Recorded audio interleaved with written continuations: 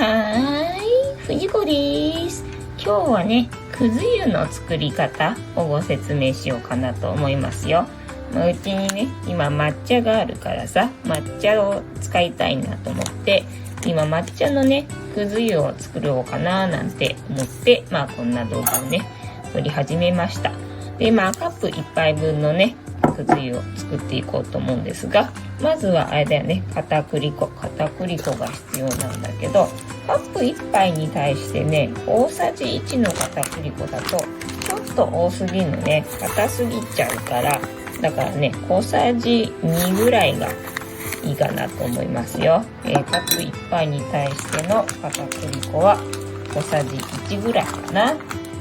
で、今回はね、私は抹茶のくず湯を作ってみたいなと思ったので、ここに抹茶を入れるけど、抹茶はね、別に必ずしも入れる必要はないので、で、今回は抹茶を小さじ1入れてみようかなと思います。結構多いかもしれないけどね。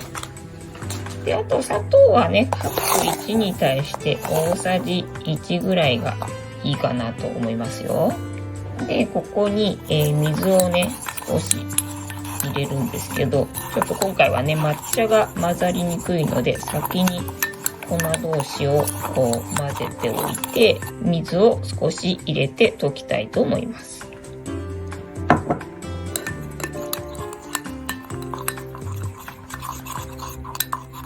で、必ずね、これは水で溶いておくっていうのがうまくいくポイントですね。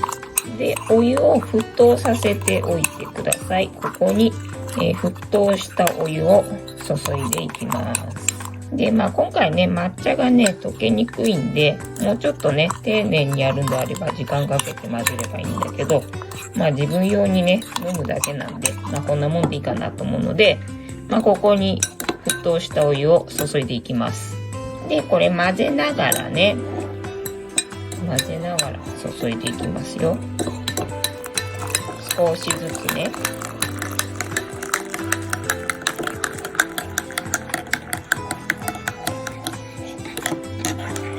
で、だいたいね、カップ1杯分ぐらいになった時に急にとろみがつくから、そこまで注いでください。ね、抹茶ね、結構濃いのよね。だから小さじ1だと、濃いから、普通に抹茶にするには2分の1ぐらいがいいかもしれないね。じゃあちょっと味見してみます。甘さはね、ちょうどいいと思う。だから抹茶入れなければさっきのね、カップ1杯に対して片栗粉が小さじ2で砂糖が大さじ1でいいと思います。で、沸騰したお湯を使ってください。で、お湯を注ぐ前には必ず水で、溶いてね。で、そこに混ぜながら沸騰したお湯を注いでいく感じです。そうすれば、上手にできると思います。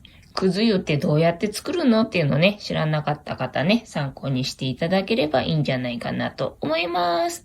いつも見てくれてありがとうございます。チャンネル登録、グッドボタン、よろしくお願いいたします。